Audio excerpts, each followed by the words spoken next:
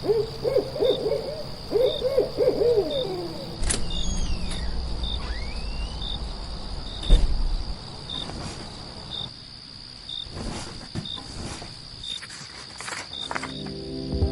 listeners, you're listening to the Midnight Readers podcast. Grab some tea, a midnight snack, and cuddle up in bed as we dive deep into today's most popular fantasy, sci-fi, and mysteries. We're your hosts. I'm Lily. I'm Brittany. And I'm Christy. This season we'll be discussing the cultural phenomenon that influenced the entertainment industry for generations with its cult following. That's right. Hold on tight, spider monkeys. We're headed to Forks. When you can live forever, what do you live for? This podcast. You live for this podcast. Also, maybe the vampire who takes a shine to an innocent girl. Welcome to Sparkle High. Let's go. In this episode, we'll be discussing Book 1, Twilight, chapters 18 through the epilogue, where Bella finally comes to her senses when it comes to scary, glittery vampires. Before we get into it, this is your warning for major spoilers ahead. This includes potentially all Twilight materials, including the movies, interviews, and companion books.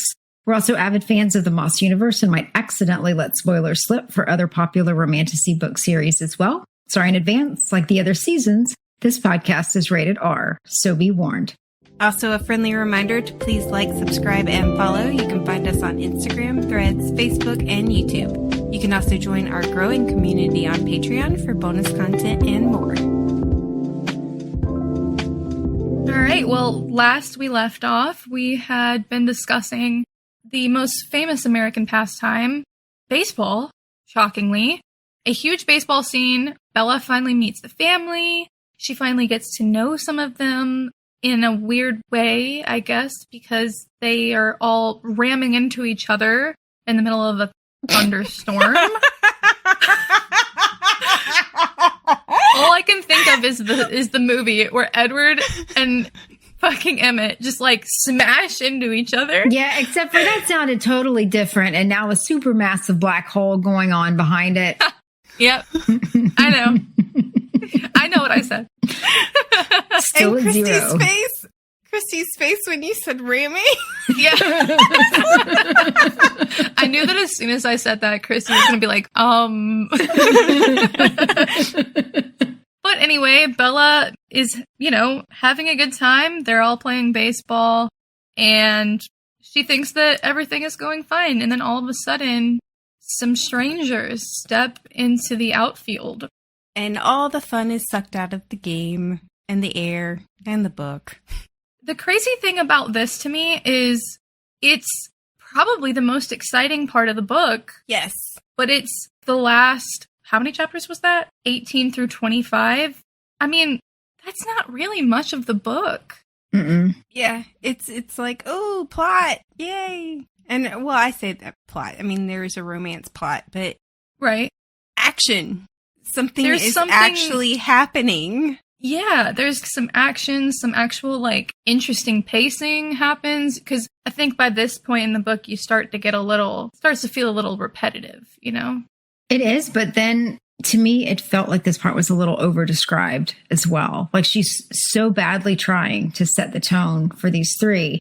Like she kept talking about how feline they were, how cat-like they were. And it was like, oh my God, we fucking get it. You don't have to keep, Which made me wonder, is this why the director of Twilight insisted that they take cat lessons? What? Probably. Because what?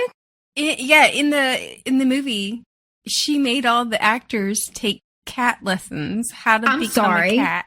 I'm sorry. Like, did they sit there and practice and wow. and Emmett, the actor who played Emmett, refused because he said that he was more of a bear. Yes, that's well true. Said, yes, Emmett is right. But I also find it interesting because she very specifically says in the book that the other vampires are more cat-like than the Cullens. Like, the Cullens aren't cat-like. Yes. And yet they're not cat-like. But here's the thing that I felt, I don't know. I wish somewhere an editor would have been like, okay, you need to decide what direction this is fucking going because they are cat-like, right? Cat-like. But they're dressed like fucking lumberjacks. Yeah. Which one is it? I mean, I don't think a cat like Lumberjack is all that scary. I mean, honestly, I would be giggling and waiting for the Broadway show. I think that her description of these three strangers is kind of, I don't know, it's so interesting when you compare it to what we know from the movie because, well, first and foremost, Laurent is Black in the movie. He's played by Eddie Gathegi. Beautifully. I hope I'm saying his name. Yes, love him. He was probably the best casting or the most standout casting, I think, for the three of them because he really is supposed to be beautiful and show-stopping as a character, and he is. But it's funny because we know that Stephenie Meyer fought for it to not be played by a Black man. She didn't want her vampires to be any kind of dark skin, which she probably didn't say it like that, I'm sure. She argued that they should be quote unquote pale, but they managed to get her to agree to some diverse casting because they argued that he was, in the book, the character is olive toned and there are olive toned Black people. So I guess she kind of relented. Which is so sad that she had to be argued down. My thing is most authors don't have that kind of control in movies. And I wonder why they gave it to her. She was really, really involved in the movies, it seemed, especially the first one. I think that they probably wanted to get it right, and I think that's fair. But I think that they improved on a lot of things, and Laurent is one of them. You know? Yeah. Even how they were great. dressed was so much better. Yeah. I felt like it matched what she was trying to do with the characters. But when I went back and read the one for this one, they're like buzz cuts and they're dressed like lumberjacks and, well, for the guys. Yes. It just I think that sounds so boring. Yes. Yeah. Well, see, I thought about it again, we talked about this before with the vampire teeth. The way that she wrote the vampires does not seem all that appealing because it seems like most of the vampires are nomads. They literally say, we haven't washed in days. And I don't know about other people, but one of my favorite pastimes is to soak in a tub. And if I'm going to live forever, I'm going to get to indulge in my luxuries. I mean, fair, but I also think they're built to be, like, her vampires are supposed to be built-in beautiful. So I think it's like, even though they're nasty, scrungly, they're supposed to be beautiful. I don't wash to be beautiful. I wash because it makes me feel good. Yeah, I mean, that's fair. Yeah. Well, and why the fuck was Carlisle handing out addresses? Like, what I swear to God, they cannot keep any kind of secrets. Not only did he tell them that they lived there, but then they is it the Denali's? Yeah. Like, they the Denali outed clan them too. I was like, what the hell? Yeah, I wonder if he really didn't consider them a threat. If once we get into the later part of this section, I think it's implied. Oh no, this might be in Midnight Sun. Actually, it's kind of emphasized that Carlisle doesn't want to fight. Yeah, he wants to be a peacemaker. He does not want to fight with anyone, and that includes vampires. So I wonder if that's really just Carlisle is so trusting of other people. I think it is. And speaking of Midnight Sun, I will say I did not like the way Victoria was portrayed. In Midnight Sun, because in the movies, when you look at her, she's like this fierce, even though she's gorgeous. Bad, she's gorgeous and fierce and confident, and she's not somebody to be ignored. And yet in Midnight Sun, she's literally reduced to paranoid little, I need to escape girl. Is that why she was so spazzy? Yeah. I guess, Oh. Okay. Yeah. That was a disappointment. I don't remember her like that from the books. No. Yeah, I don't either. But I think the movies have really warped a lot of people's interpretations of the books. And like I said, the movies sometimes just make the story a little bit better. They improve upon some things. Yeah. I hate to say that because as a general rule, the book is better than the movie. You know what I mean? Usually better than the movie, yes. As a general rule, and I don't necessarily think I would say just blank completely that the movie is better, but I think some things are improved upon. Yeah. And I think definitely the casting is one of them, and these characters. James in the book is described as nondescript with brown hair, and I do have to say the actor that plays him in the movie is interesting to look at least. Yeah. Not a He fan looks of the scary. ponytail. Not a fan of the ponytail. Yeah, No. it's definitely a look. They are also described with burgundy red eyes as opposed to the fiery red, which I think was interesting. So they have this meeting. Carlisle, like you said, gives out the addresses.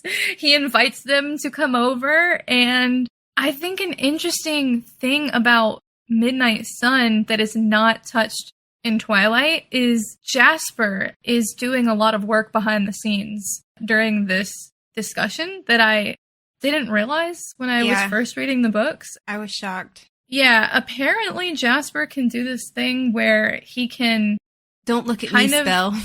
Yeah, he can kind of make everything mundane to the point that he's hiding them in a kind of weird camouflage. I don't really know what you would call that. It's basically he's trying to, like, keep them from looking at Bella. Yeah. He has the power of mundane. I don't really know what else you would call that, but I thought that was interesting. Cloaking, invisibility. Mm-hmm. He zens it out. boredom.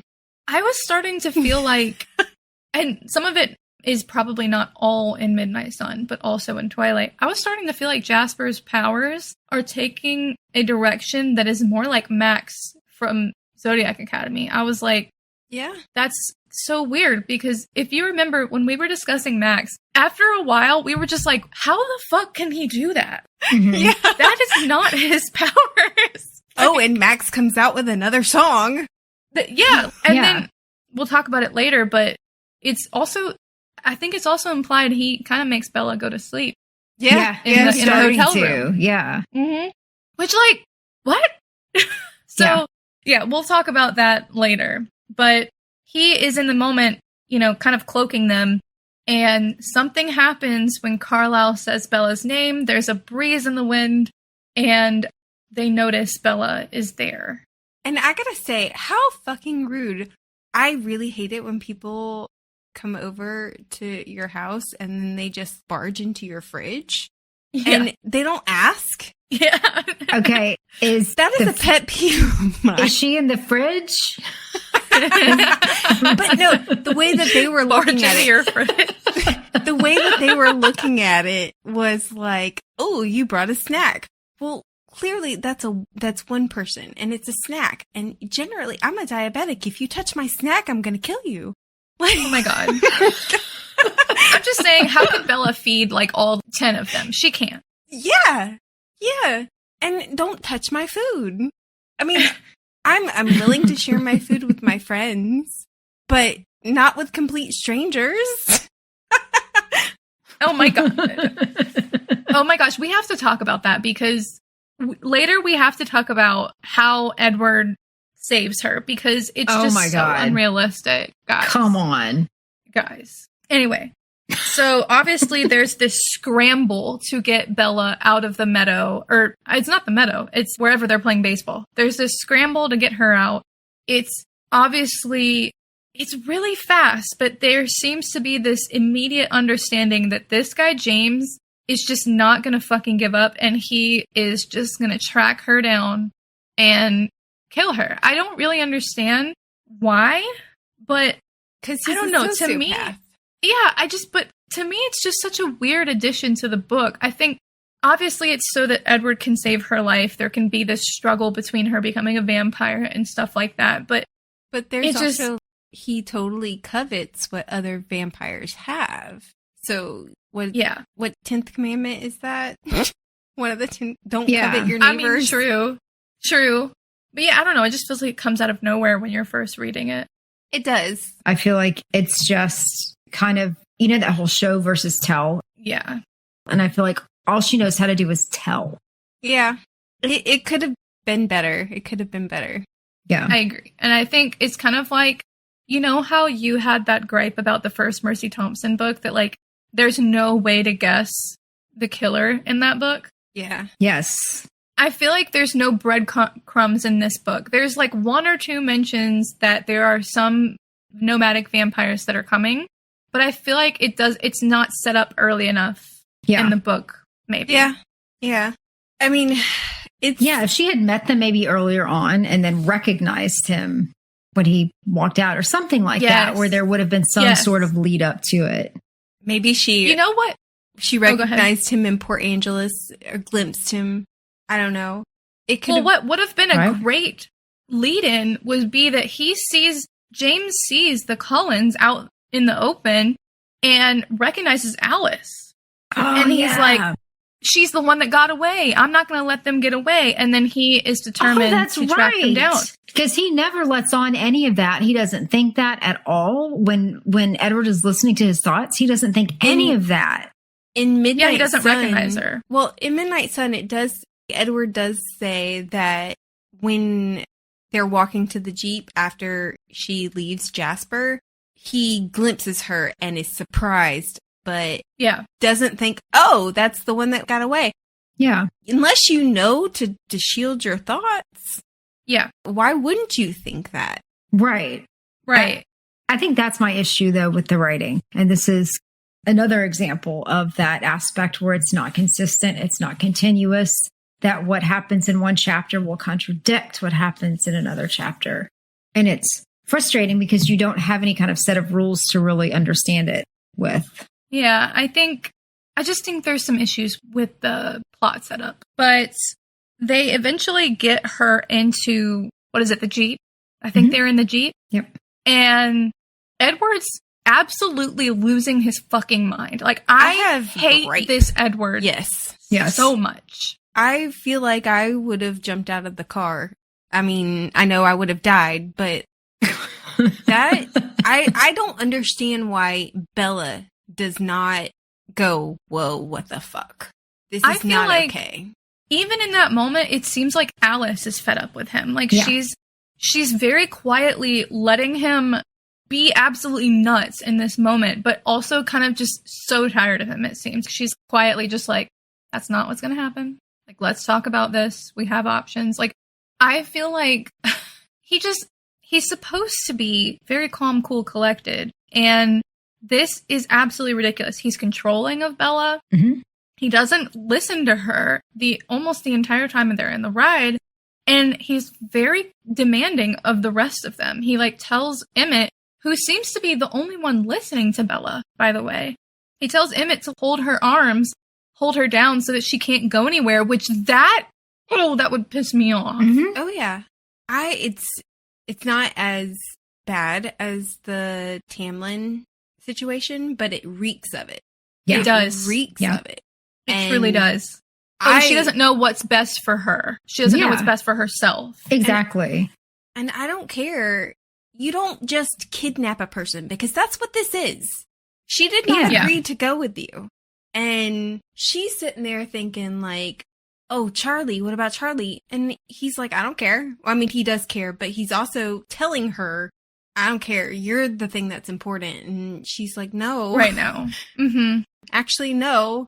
Well, I think this is the frustrating part, is she does want to be with Edward, but he's making this difficult for her. He's not listening to her in a moment where she should be listened to. Like, this is about her. Yeah. You should be listening to what she has to say. She's the one that brings up Charlie.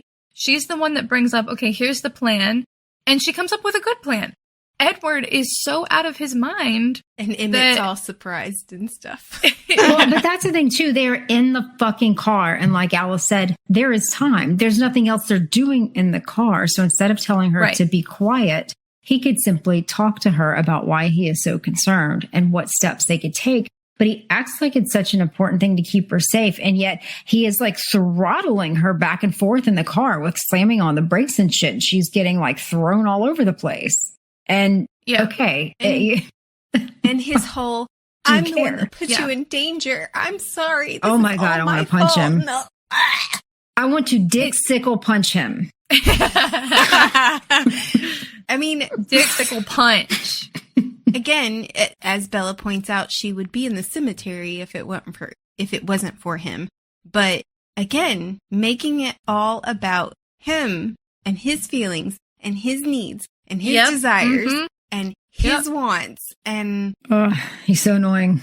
I just think it's really funny that he cares so much about keeping her safe, but in this moment, he does not want to hear anything that she has to say about her own safety. This is the kind of shit that makes me not like Edward. And he makes decisions for everyone else consistently, not just for Bella, for Emmett, for Alice, for Carlisle, for Esme. Everyone in this book listens to Edward when they really have no business listening to Edward. No. I don't really understand it. They're like, oh, Edward is so great.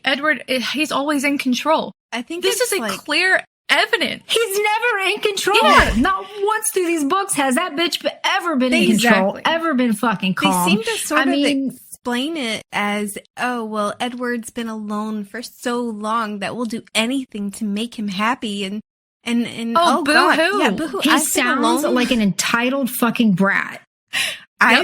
I have not been in a relationship for over 10 years, and I am perfectly happy. Thank you very much. I don't need to be in a relationship to be happy. And the fact that not everyone needs a titty to suck on to be happy.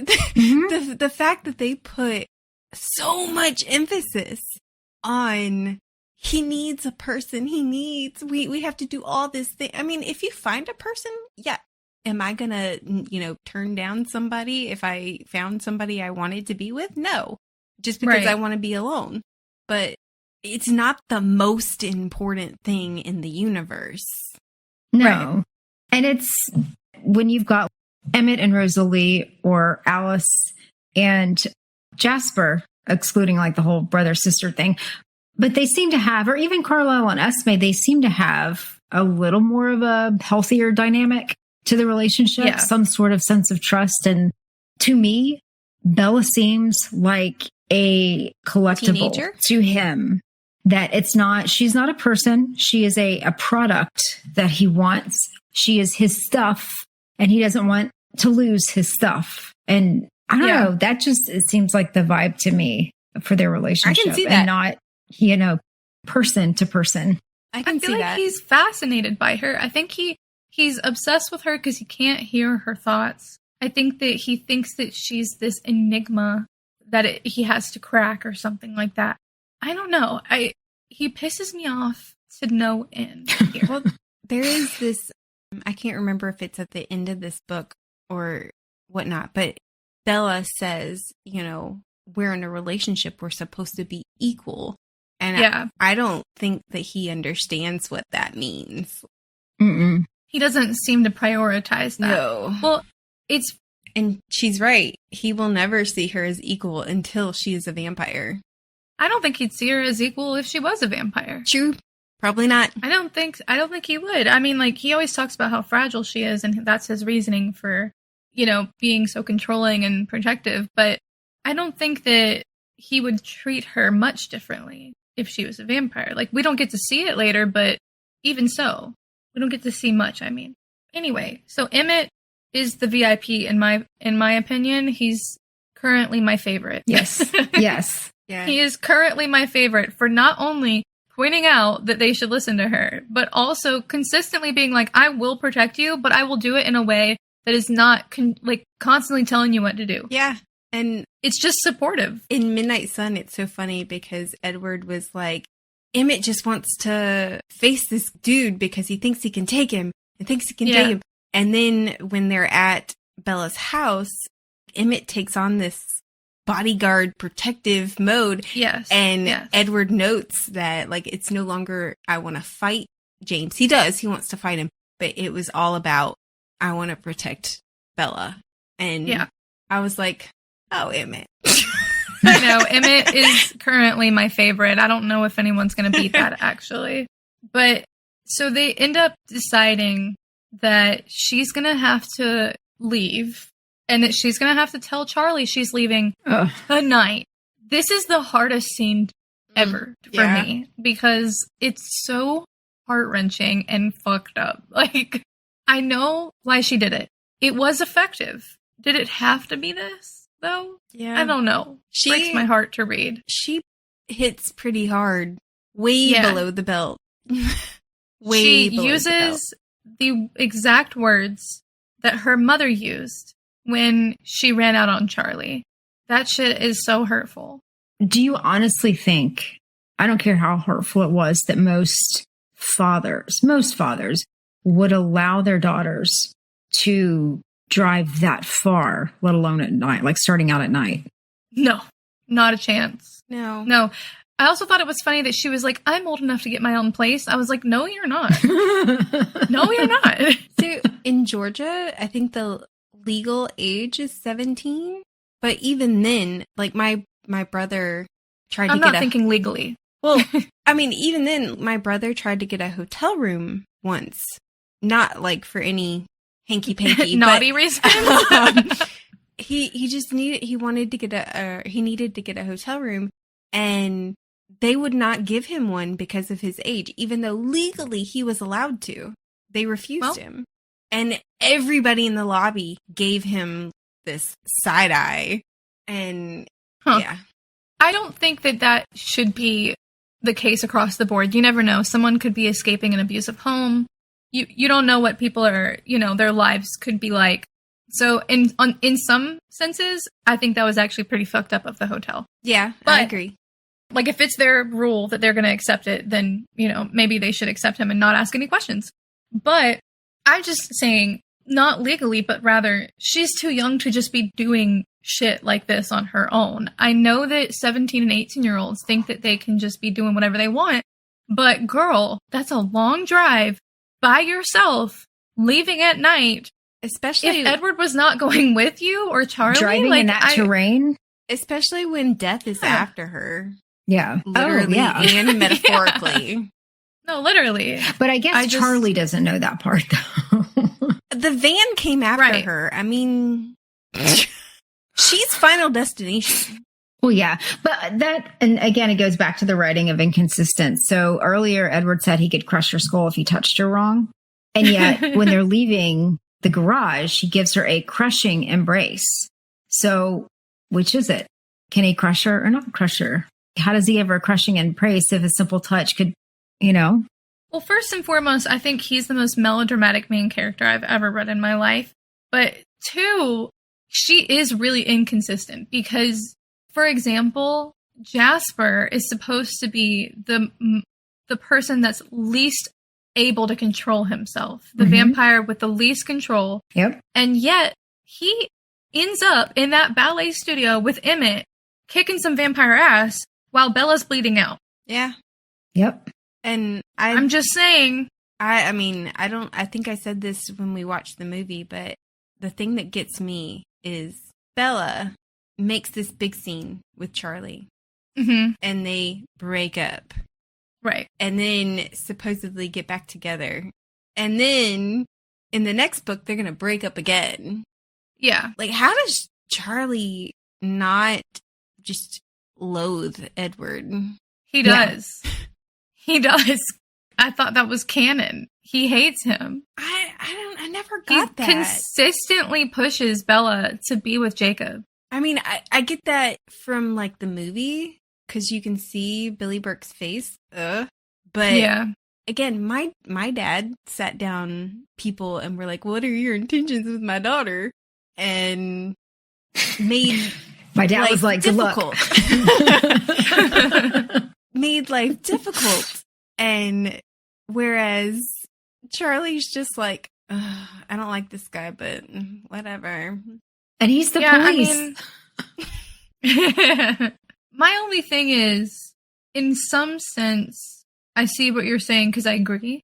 But on the other hand, I think for a teenager, if you try to tell her that she can't date that guy, she's going to turn around and do that 10 times harder. So I did, but yeah. So, but he probably knows there's no use in being like, you can't date Edward. I would make him my best fucking friend, and I would hang out with him all the time, and then she wouldn't want to hang out with Edward. Oh my gosh! It's just that he's just so passive about it. It feels wrong. And Yeah. again, y'all are right. No dad in their right mind would just be like, okay, drive home. It's fine. I will say, as someone who dated multiple men or boys that my dad hated, it did not go well for him if he tried to keep me from those boys. Same. And it never worked out. But that's what I'm saying. If he was best friends and was like, did you call him? You need to call him. Yeah, see, that would have worked, I feel. I do feel like if my dad was like, I'm going to hang out with so-and-so this weekend, I would be like, what? Why? Wait, what do you mean? Why? I'd be like, I don't like that. No. But they get back to the Cullen house where they have a very short meeting so they can do and break. Bella has to change clothes into Esme's clothes because Rosalie absolutely throws a hissy fit and will not cooperate. Esme picks her up and is just like, undressing We're her. done. Yeah, I know. I'm like, dude, nightmare mother-in-law. I cannot imagine. I feel like that's assault. You just undressed me. Yeah. Yeah. She didn't have enough time to dress herself? Like, guys, is it really that serious? I mean, what if she was wearing like the Scooby-Doo underwear? I mean, maybe she wanted to show off the Scooby-Doo underwear. But, come on, let's think about it. So she has to switch with Esme. These are vampires who consistently bang all night. Do you think that they're wearing underwear? True. Oh my God. Come on. They're wearing underwear. Oh, Lord. Now we've gone into a whole... Okay. No, Esme is too proper. She's wearing a full-on slip under whatever she's wearing. Yeah. That's true. Yeah. That's very true. Slip and pantyhose and stuff like that. Esme would never. What really got me is that they meet with Laurent, and Laurent is like, I don't really know him that well. I've just been hanging out with him, and I don't think you guys can take him. Okay, question, because that actually reminded me, because I had a little thing in here about her not being consistent, or actually the fact that she makes the assumption that the reader's going to know what she's thinking without actually telling us. And we're supposed to derive something from the writing, and we don't. And the one part where she makes it sound like when they came out of them, she makes it sound like James was the actual leader and that they were pretending that Laurent was the leader. That is what she says in the book. Why? I don't know. I think, I don't know, so that it's less conspicuous who's in charge. Laurent maybe is better at talking to other people. And I don't know, there's plenty of reasons I think that they could do that. I just don't know what their reasoning is. Yeah. If they were to attack, you'd hide the stronger of the two. He's the decoy. And I think Edward says that James was planning on killing him anyway. James just apparently has it out for everybody, so. But what really got me is at the end of this conversation, I know I am about to be tinfoil hat Lily, but Carlisle says to Laurent, because Laurent says that he's going to go to the Denali clan because he realizes he's not welcome here. And he can't go somewhere that's going to piss off James because he's fearing that James is going to hunt him down. Which true. Which true, he definitely would. So he agrees he's going to go to the Denali clan, maybe check that out. Carlisle says to him, go in peace. I know this is so minor. It's just 3 words. But for some reason, tinfoil hat Lily went, why the fuck would Carlisle say go in peace like some... Messiah? I know his dad was a priest. Yeah. His dad was a priest. He's a man of God. It's just interesting to me that she snuck that in there. That is a Bible verse. That is in the Bible. I immediately looked it up. It's Judges 18:6. And it says, and the priest told them, go in peace. The Lord is watching over your journey. I immediately was like, is this because by going to the Denali clan, he's implying that he's considering becoming a vegetarian? He found the Lord. Yeah, he found God. His dad was a preacher, wasn't he? Yeah. But this is Laurent's baptism, his conversion. Yeah. Oh my God. I recognize that I'm reading way too far into these 3 words. I don't think so. But I don't know. Just instantly, I was like, that's an interesting thing to say to Laurent in this moment. It is. It's very and religious. It's very on point for Stephenie Meyer, I think. So we get the scene of Esme undressing and redressing Bella very furiously. I have to say, at some point, I don't know if it's before or after Esme dresses her, but Bella says, I looked at Edward knowing his temper, kind of expecting him to lose it. And I was like, girl, that's some abuse victim language right there. Flags. Yes. Like she's waiting for him to explode. Yeah, I totally agree with you. Yeah. Like she's like bracing herself. Yeah. Like it's walking on eggshells. That's not good. It's not. Yes. Another thing that is like inconsistent, since you mentioned that, Christy, is Jasper in Midnight Sun at the beginning of the book. He talks a lot about how he doesn't think Edward should date Bella. He's like, it's not a good risk. You should just kill her. Get it over with. He was dead set, like, I don't care what y'all decide about this. I'm killing this bitch. Until... Yeah, because he was like, she's a risk. Yeah, until Alice was like, no, she's going to be my friend. That was the only thing that made him reconsider. Yep. And now he's protecting her with his life? Yeah. There's a scene where he turns to her and he's like, your life is worth it. Yeah, I was like... Yes. In the garage where he's like, you are worth it or something like that. Yeah. I wish people could see our faces right now because the incredulity on my face right now. When did you guys have any time to become friends? Yeah. Join our Patreon and you can see our faces.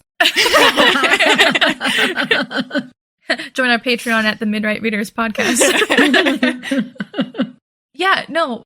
Seriously, how could he have any time to become friends with her? They met the day of the baseball. Wait, that's the same day. They met today. Yeah. Yeah. They met today. It's insane. In the book. How he at the beginning of the book, he was like, no, I'm fucking killing this bitch. And now he's like, I will protect you with my life.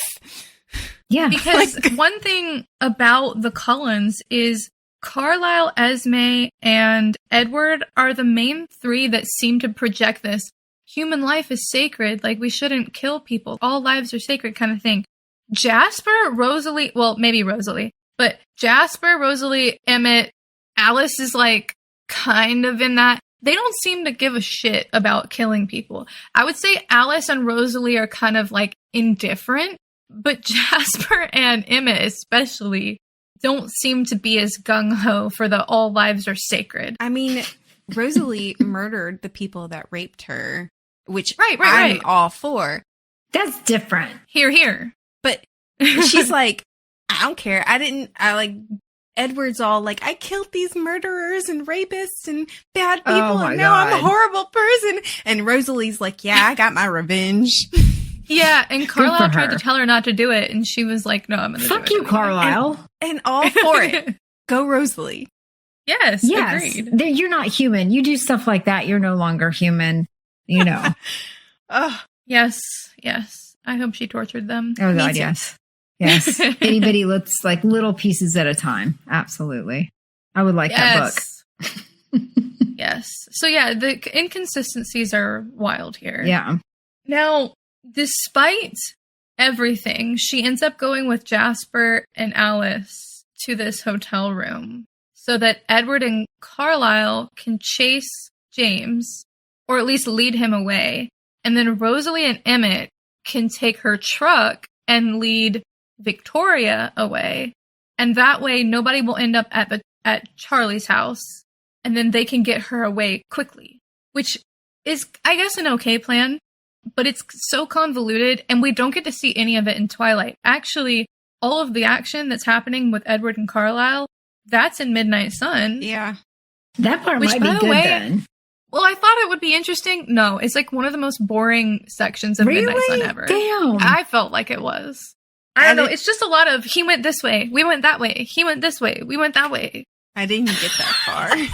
Oh my gosh. I'm not there yet. I'm trying. Girl. But you know what's funny? I do not blame you. It's on Libby. Literally nobody else is waiting for this book, so I've gotten to renew it several times. I don't have to wait. Nobody wants to read it. Like, the only reason I'm reading it is so I can tell you the unhinged shit that's happening in the back on the back end. You know what I mean? Yeah. And even then, I am trudging through that shit. Like, It's I don't hard. want to read it anymore. It's hard. It is. I wonder if I would love to hear from anybody that willingly read it and enjoyed it. I would love to hear people's thoughts on it, honestly. Whether they liked it, whether they didn't like it. I want to hear what insane things I may have missed. Leave it in the comments. How far did you get? Did you go all the way? Yeah, like, did you finish the book? Did this make you an Edward hater? I want to know. Did anybody I would be curious if there's anybody that liked it. I would love to know. Yeah. It seems like that would not be the case. I will say, and I know this is very teenage girly-y, but this part of the book actually made me really annoyed and just wanted to bitch slap the fuck out of Bella with her. I'm away from Edward for a whole day and I can't breathe and I can't do anything and there's nothing to do. Fucking read a book. Like, do something. Watch TV. Yeah. Quit thinking. I don't know. I understand when there's that initial crush that you think about the person all the time. Yeah. Fuck, I woke up with the damn song Hollow in my brain yesterday. The Stray Kids song? Yes! And I love that song. But I'm not like, I can't breathe. I need him. It's so... My life is over. Felix. Oh my gosh. We love Felix in this household. Why does my face turn red? Why? we stand skiz. But we're stays in this household. But I'm not literally okay, now I'm also a grown-ass woman, but even I feel like even as a teenager, I was not like, I'm gonna die if I don't. Yeah, no. If I'm not in the same room with this person. Especially in a situation like that. Well, especially by 17. I feel like this behavior is like 13, 14 behavior. Yeah. You know what I mean? Like, by the time you're 17 years old, I feel like you've got that out of your system. Yes. Yeah. I get it. This is her supposed first crush, first love, whatever. And I'm just like, God, girl, grow up. Get it together. It's not, I get it. Like, I've been separated from the guy I'm dating. He went off to the military and we didn't see each other. All we had was phone calls. Even then, and I know I'm not Bella, but it was okay just to have a phone call. And I missed him and I wanted to see him. But it wasn't... People get through it. Yeah. You move on. You live your life. Yes. Well, especially for the short amount of time they're together. I know. Yeah. I didn't crawl into a ball and die. Well, in this moment, she has so many other things to think about, too. Yeah. What I find interesting in this scene is when she's in the car with Jasper and Alice, she's uncomfortable with them. She seems to know that she's like, I don't really trust everything that's going on here. And that's valid because Alice doesn't tell her everything and Jasper keeps trying to affect her, like he's making her calm. And how the fuck is tiredness an emotion? It's not. Yeah. It's not. It's a feeling, which it does make me think Jasper's powers must be to be able to affect how you feel because it doesn't make sense otherwise. It doesn't. It doesn't make sense otherwise. I mean, my emotions can make me tired because they can be so overwhelming, but... Yeah. He's not doing that. I just think that's interesting. I'm just like, okay, Jasper can do way too many things that I didn't know was possible. And then when they get in the hotel room, he's like, even before it's implied that she's like, I don't want to sleep. Before she like kind of yells at him, I think it's supposed to be implied that he's making her sleep already up to that point. Yeah. I never caught on to that when I was reading it, you know, which way before. And that is I feel another like red flag. Drugging a person. Yes. That is so weird. You don't have to do that. She can handle this without being drugged or without somebody helping her. Also, I feel like, again, why didn't you pack some fucking books? Get a Kindle. Something. Because she's sitting there, like, pacing the hotel room, like, what to do. Yeah. Nowadays, I know it happened in 2005, but nowadays it'd be like sitting there on your phone, just, Instagram, scroll for hours. Yeah. Maybe that's what we need to get Bella. It's just Instagram. She can just be like, okay. TikTok. She should have brought something, like, damn. The other thing that is interesting that comes out of this hotel stay is she asks Alice how you become a vampire. And Alice, Edward wouldn't she like thinks about that. not telling her. Yeah, she thinks about not telling her, but she does. That. Which, you know what? Fuck Edward. Fuck Edward. She deserves to know. If y'all are going to trust her, you have to trust her with things that you may not want to tell her. So she tells her about the venom. Now, this venom is the venom that Stephanie Meyer later says in the illustrated guide is the venom that runs through their veins. So every bodily function that has a fluid is now venom for vampires. Except for sperm. semen. Yeah, apparently. So... Oh my God. I think the way that's explained is, you know what, never mind. We're going to talk about that later. But anyway, so all of their bodily fluids are supposed to be run by this crazy venom. And Alice admits, she's like, I don't really remember it. I don't remember anything from when I was turned. I just woke up and I was like this. And admittedly, though, she does tell her how to do it. And Bella's like, okay, now I know that the venom is supposed to eventually turn you over time. 3 days. Apparently... Yes, and that it's rare for them to bite a victim and not kill them, which makes sense, I think. Yeah. Shortly after that, Alice gets the vision for the ballet studio, and Bella decides to call her mom to make sure that her mom is okay, because they all start freaking out about Renee. Yeah. I thought it was interesting that in the book, she's like, yeah, that's the ballet studio that's right around the corner from my house. Oh, here's the address. Whereas in the movie, she's like, oh, yeah, I just went there as a kid. Yeah. And they're supposed to know where to go. She also has a vision of Bella's old house, and that's when they start to really panic, because they're like, oh my God, things are changing. They hear back from Edward and Carlisle, and they've got nothing to report. So, of course, everyone's like, okay, everything's moving here now. And I gotta say, it is totally Edward's fault. He got on a plane to Phoenix. He gave away her location. Uh-huh. It is his fucking fault. And this scene was so long.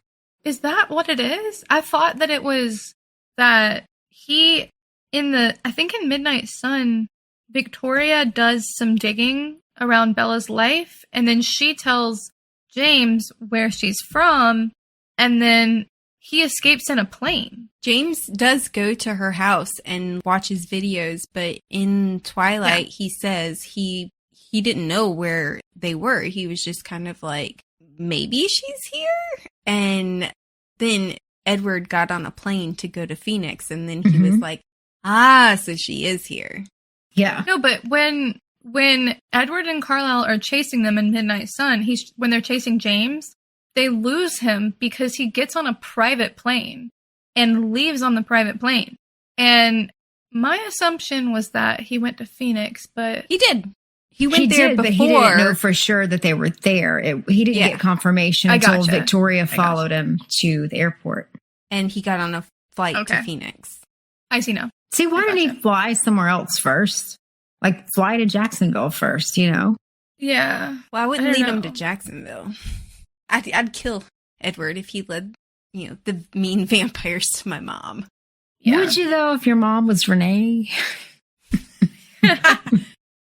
Bella loves her mother. It is only us that do not like Renee. I do think it's when she ends up on that phone call with James, it's so unrealistic that Alice and Jasper do not hear it. For real. Right? That's impossible. I had the same thing in the notes. I was like, okay, so these people can hear miles away, but you can't hear James on a phone call? Uh-huh. Yeah, that's the worst plot hole I've ever read. And Alice isn't getting updates that would show her that Bella has betrayed. Bullshit. Right. It's again, every rule, everything that she said, this is how it goes, gets changed when she needs it to adapt it to the story to make it go the way she wants it to. And not only that, but James is like, okay, so you're going to tell them that you talked your mom into staying in Florida. But literally their conversation was yes, no. Like even if Alice can't hear James, Right. she can hear Bella. And so all Right. she's heard Bella say is yes, no, no, yes, yes, no. And Right. then I'm supposed to go tell Alice, Like, you didn't have a conversation I with your mom. talked her into staying. It's fine. Yeah. No, the other thing is, I have a crack theory that Alice knew that Bella made that decision. That Alice knew that Bella was going to run away and that she was going to do this. And I think Alice wanted her to turn into a vampire and she was going to let that shit happen. Ooh. Okay. I like that thought.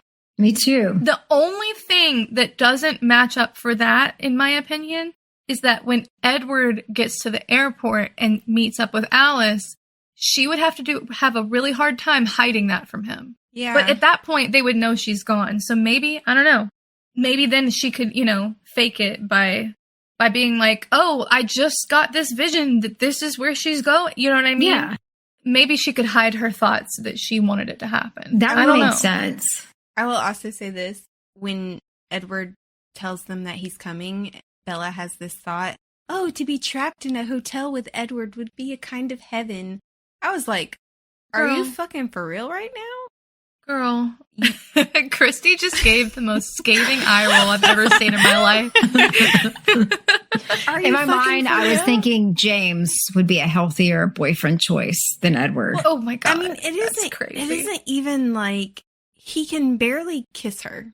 What does he think that Yeah. what does she think that that's going to happen in this hotel room? Because he won't sleep with her.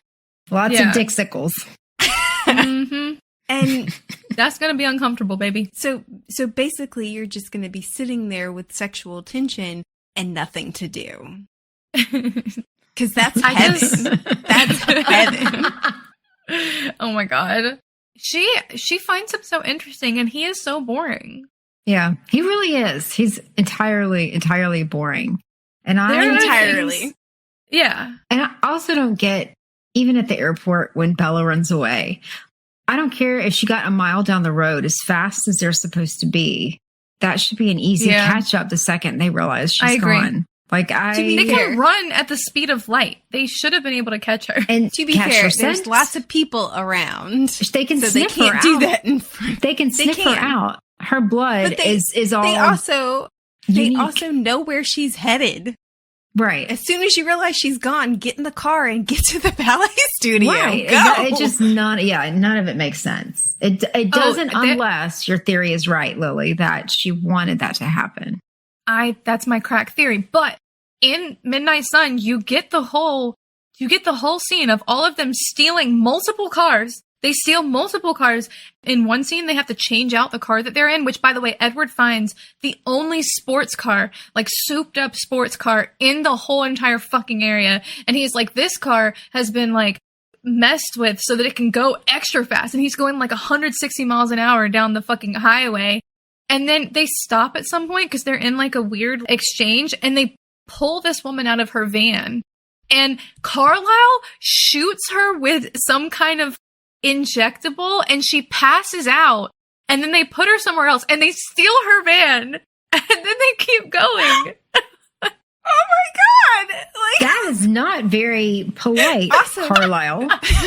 Phoenix, Oh my Because he keeps a God. med kit with him at all times, by the way. Phoenix is one of the most heavily populated cities in America, and they Yeah. can go 160 miles an hour on a road. According to them, yeah. At one point Okay. it gets to 165.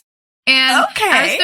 as they're approaching the ballet studio, I think it's Emmett. I could be mistaken. But Emmett's like, you have to slow down because they're going to hear the engine. Like, you have to slow down. And he gets down to 60 and Edward's like, this is pissing me off. And then they're like, you have to slow down more because it's still too loud. It's so, guys, He can it's hear. so Then ridiculous. why not He can get hear out human and heartbeats. run? For real, he can hear human heartbeats. An engine agree. is always going to be too agree. loud. The whole time I was thinking, get out and run down the street. You're so fast, nobody is gonna fucking see that shit. Mm-mm. Just go. Why do they have to do a high-speed chase That's even more in a car? It's not. The way they describe how hard it is to kill vampires. Please explain to me if it is that hard to kill a vampire, which makes it basically impossible for a human to kill one. Yeah. Why would you need to hide? Why would you need to bother fitting in? Because they can't touch you anyway. So get out there and sparkle it up because they can't stop you. Yeah. Sparkle it up, bitches. So much is done reading that doesn't make sense. I know. It's great. It's like, okay, you know what this is? This is like one of those fucking jigsaw puzzles where some asshole has removed like 3 of the pieces.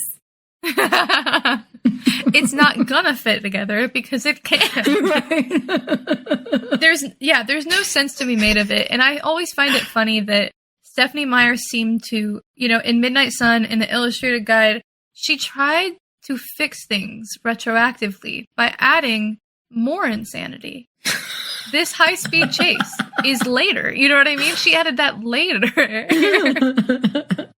Oh, man, it's so funny to me.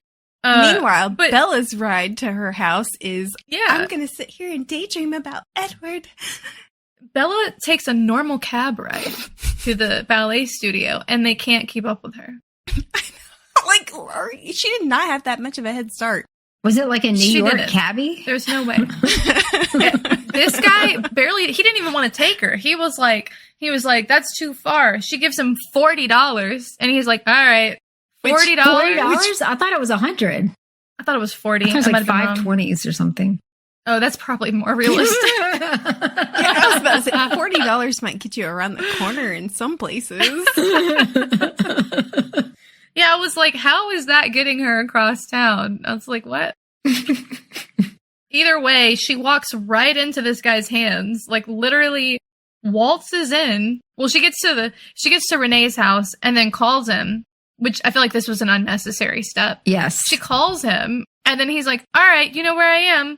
And then she's like, okay. And then she walks down to the studio like, girl.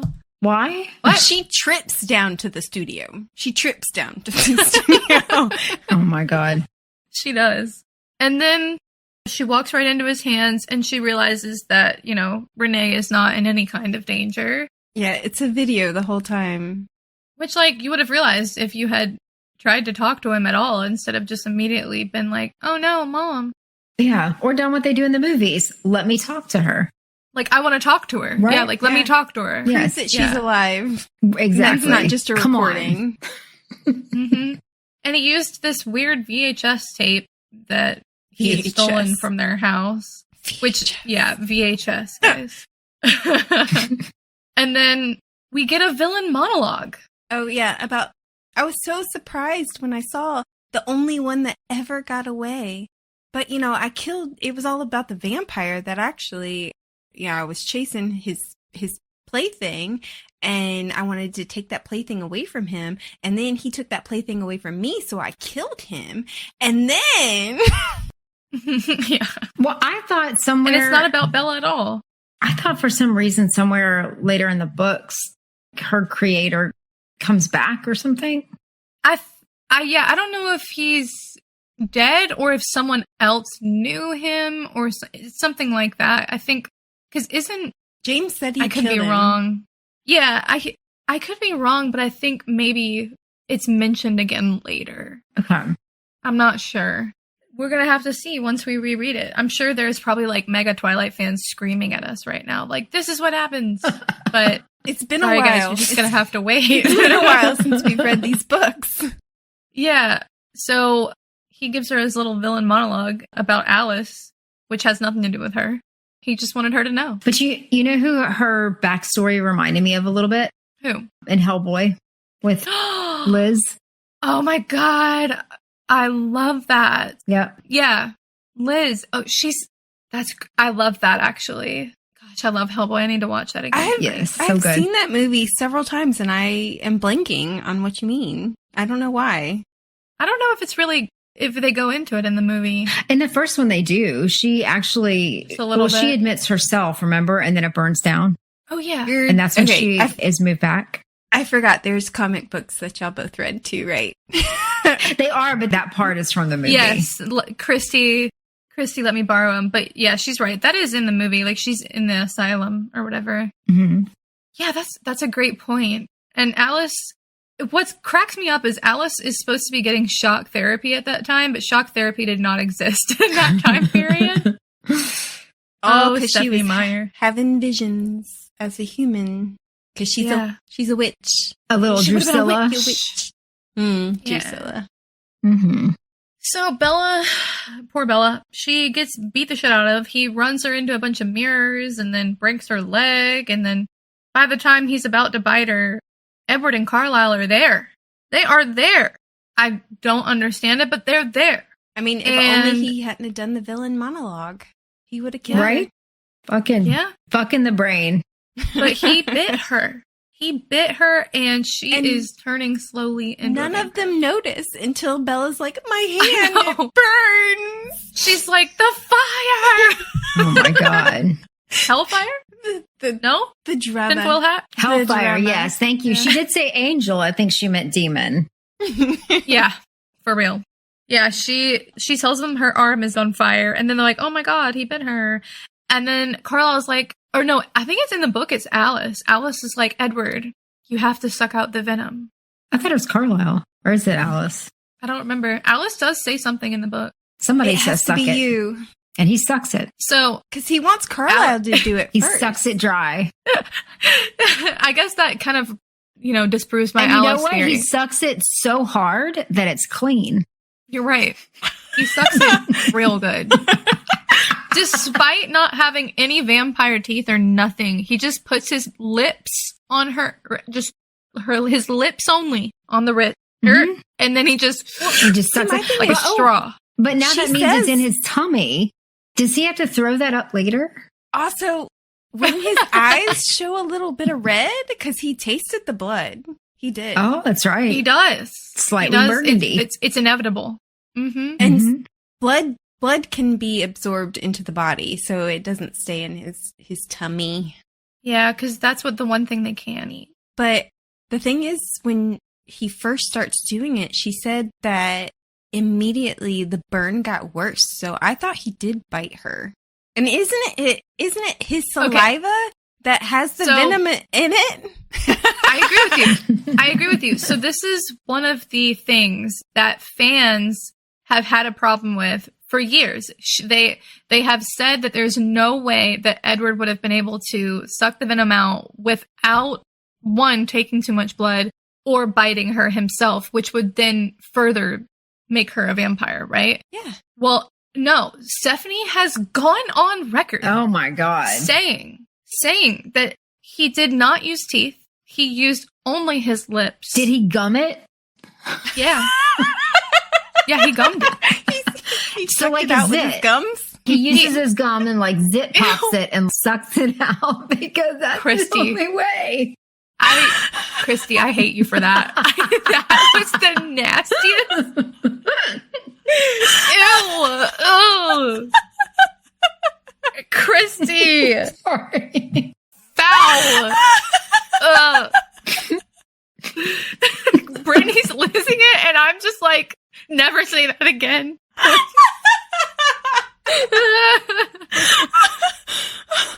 got tears in my eyes. Oh my God. Ew. That's, there's a lot of ways you could have described it, and that wasn't one that I had wanted to hear. on top of, he sucked it really hard.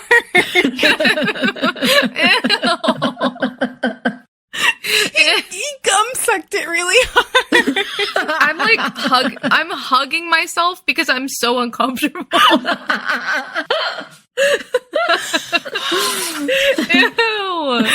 Oh my God, I got tears. Yeah, he canonically puts his mouth on it without biting her and just slurps it up.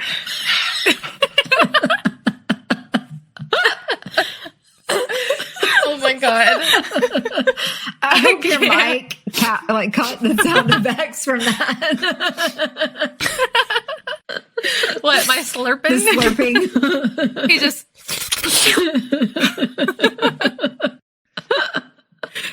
sorry to the people that have mouth sound issues. But yeah, her angel slurps that venom right out of her. And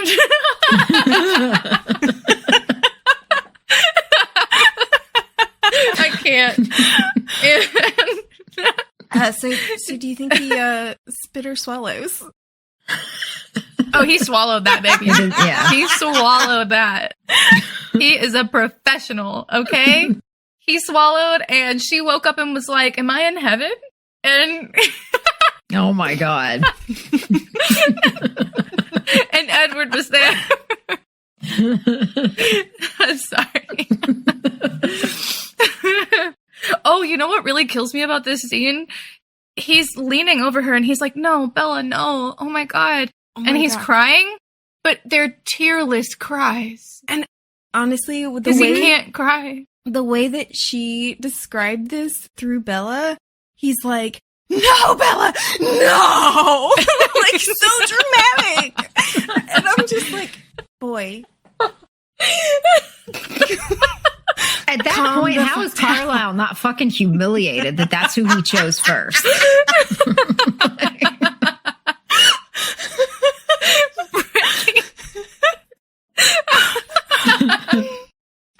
Oh my God. I can't fucking. Okay.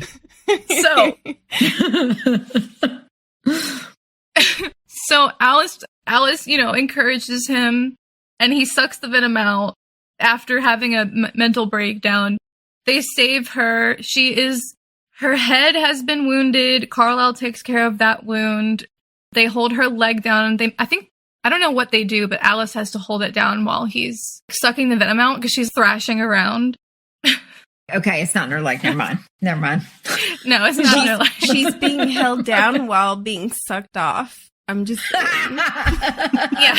That's what I was thinking, but you were saying Carlisle, and I was like, whoa, I missed that part of the book. This conversation is why we have so many Australian listeners. Shout out. But so they end up saving her. All the meanwhile, Emmett and Jasper are beating the shit out of James, tearing him apart, and then throwing him into a fire. I have beef. If that was my ballet studio, I would be fucking pissed. Like, they better have donated. Yeah, they trashed that place. They better have made an anonymous donation to the owner or something. Right? I'm pretty sure they burned to the ground. Yeah, they did. They did. They burned it to the ground. They also set the hotel up to be sued. Not that Bella would sue. Which is crazy.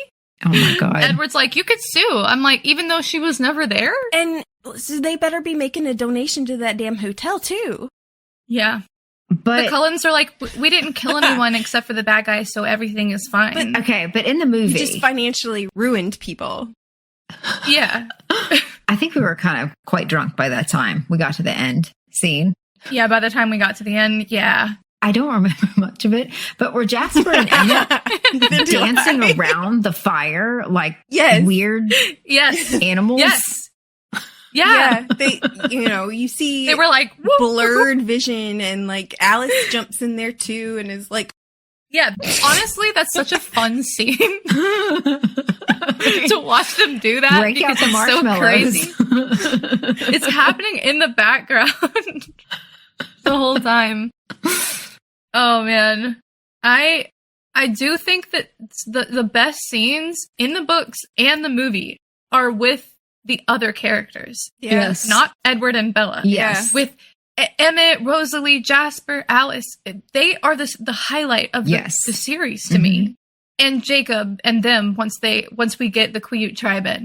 I am so excited to get to that point. I wonder, so we know in the future they use morphine to make Bella's vampire experience better, or they hope it makes it better. Which one? She experiences this where she's like burning and yelling to put the fire out. And then later on, she's experiencing it while can't move. Which one would I prefer? I don't know if I would really want to be that drugged. Yeah, I mean, it seems like that's ideal, right? Versus burning. But I don't know. Maybe I want to feel the pain a little bit. She feels the pain the whole time. I remember that. Oh, wait, what? what? She just can't move? In both situations, she just cannot move. Well, what the fuck's the point? Yeah. That's I don't like bullshit. that. She looks at it as like, at least Edward won't have to suffer because he thinks Oh my that she's God. not suffering. Okay. Oh my God. Edward and Carlisle and everybody doesn't have to watch her suffer. Ridiculous. God. I mean, I would say I hope she dies soon, but I know she doesn't. Actually, Edward tries very hard to keep her from dying, and when she gets mad she wakes up in a hospital bed, and she's like, why didn't you let me fucking turn? And he's like, She's pretty mad about it too. I value your life. And I value your life, actually. And she's like, I want to be a vampire. I have a question. So she says, you know, I'm going to die eventually. And if you're waiting for me to be on my deathbed to turn me, that's, that's going to be a while. And I was like, okay, so question, if a person lives their entire life and then gets bitten, do they stay old? Or do they magically go back to being their peak person? So I thought of this as well, because one of the weird things about the series is, I could be wrong, but I think in the illustrated guide, Esme is supposed to be the oldest vampire that was turned. And there's no way that could be the case. Like, Esme is 26. You're telling me there's not a vampire that's older than 26 years old when they were turned? I mean, the Denali clan by themselves look, older than that. They look at least 30. I mean, I don't know. I do think that's the case. I think if you're turned at whatever age you are, you stay that age. Because there's Jane in the books, I think, is much younger. She's like 14 or something. And then there's the immortal babies. They stay that age. To be honest, 14 for me is a baby, so... How old is an immortal baby?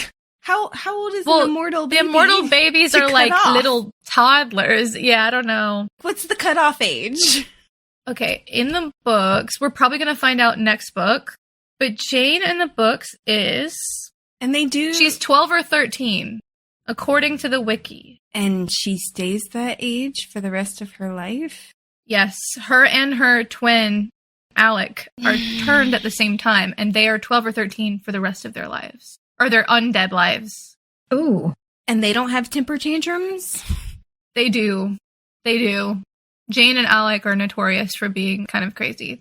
They are the cornerstone of the Volturi's offensive abilities, according to the wiki. Yeah. Because, immortal babies are supposed to be outlawed because they can't control themselves. And they're so cute that people will die for them. A 13-year-old can control themselves? Yeah, it's not good. It's definitely not good.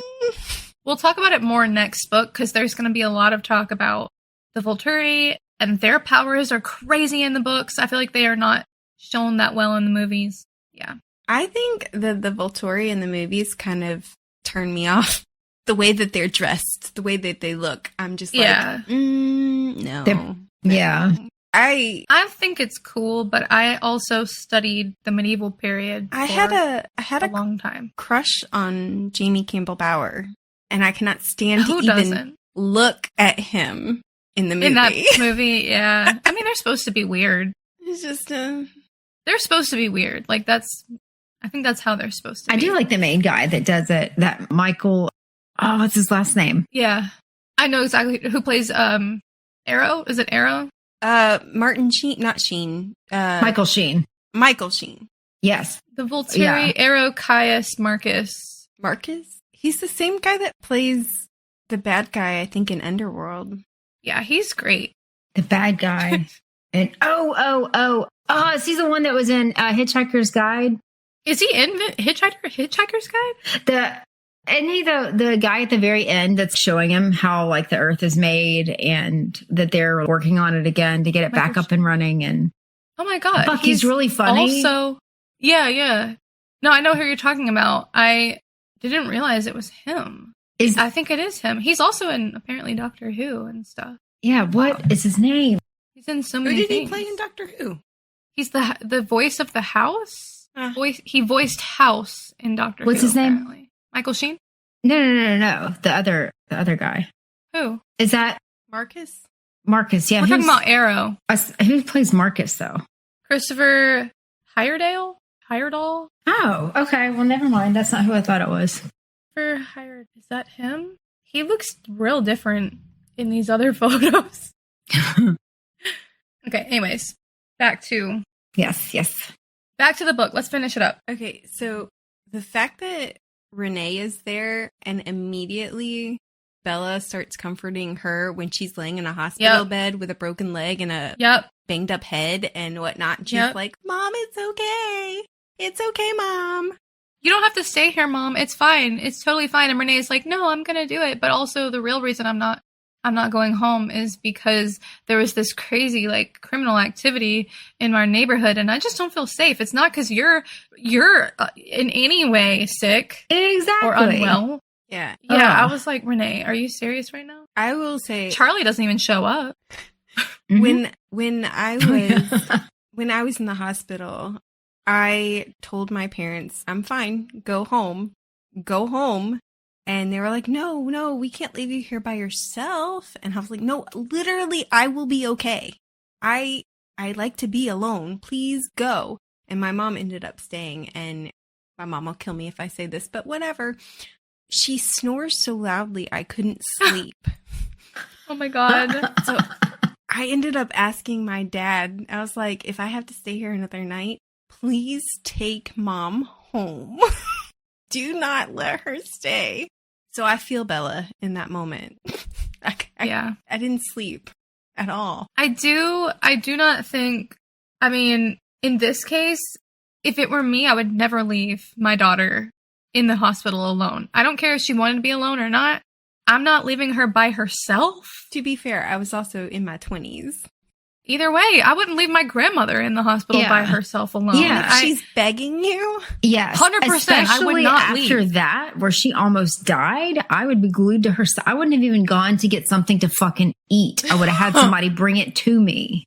Yes, and don't get me wrong. I would give, if someone in my family requested time alone, I would give them time alone, but I wouldn't leave the premises. Right. You know what I'm saying? Right. I would just be nearby. If she really wanted to be alone, okay. But I don't know. In my family, when someone is sick and not well, there is always someone at the hospital, and then we take shifts. Yeah. That's just what we do. If it were with me being in the hospital, I prefer to be alone. I don't know.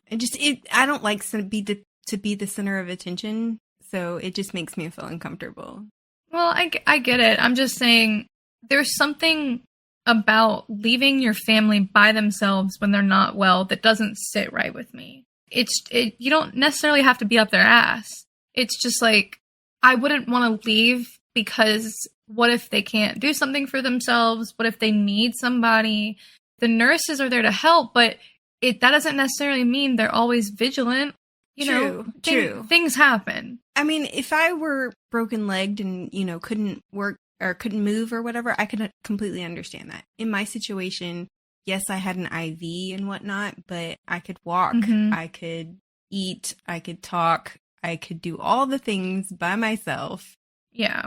So it just, I was very much like, leave, please. But either way, I think Renee is being so selfish, regardless of how you feel about that kind of thing. Renee should have been there. Yeah. And especially if she's just alone with this boy Renee has never seen before in her life. She just met Edward. And I don't care how charming Edward is. Go ahead. I don't know. Yeah.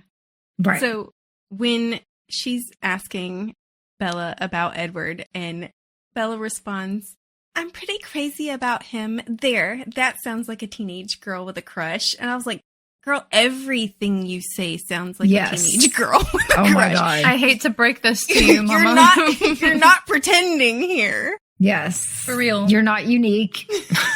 You're not special. I love how Renee says, I think that boy is in love with you, like it's an accusation. Yeah.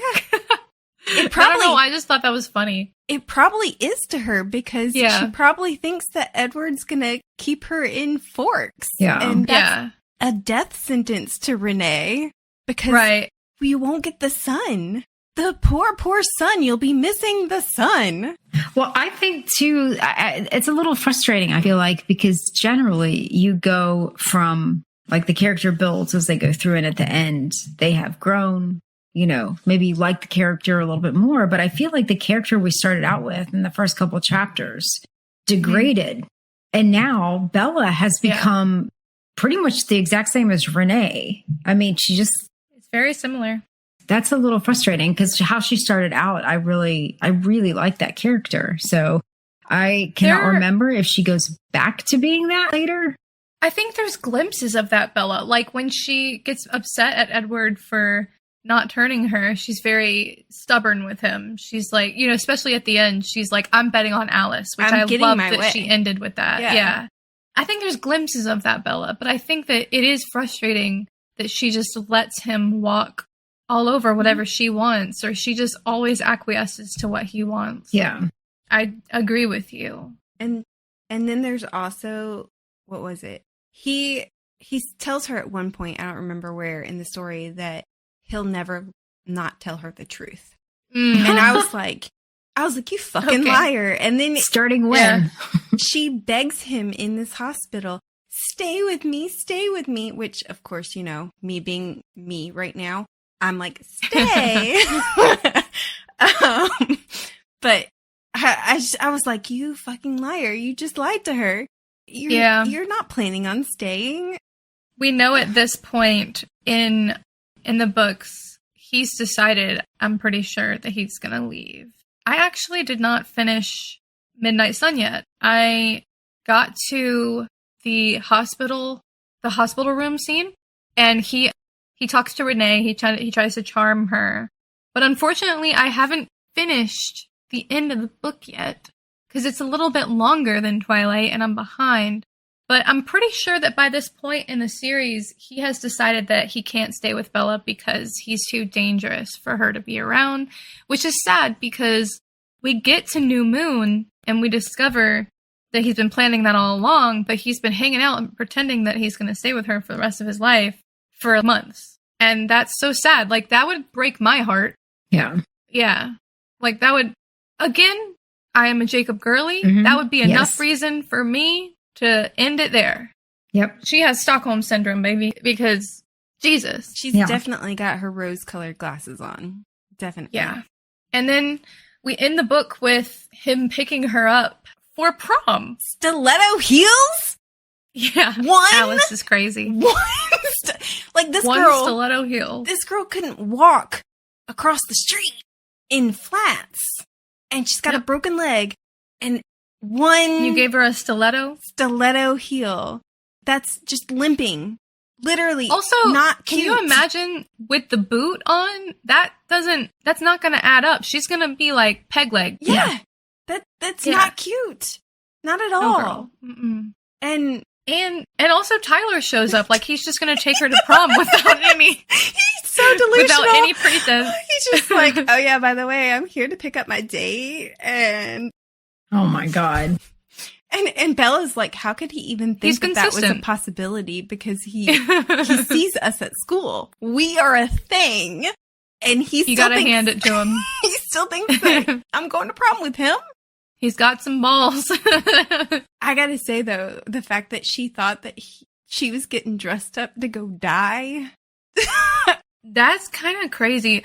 The funny thing about Twilight is it's a romance, but there are moments when it's so morbid. If you think about that. Yeah.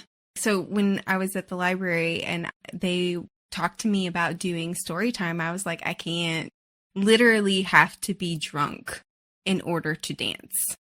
I have to shut my brain down in order to dance.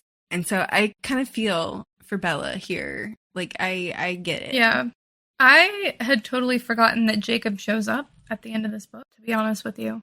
Mm-hmm. I totally forgot. And I love that he's like, can I butt in here? And Edward's like, the audacity. Like, he's like, I guess. You made me break my promise.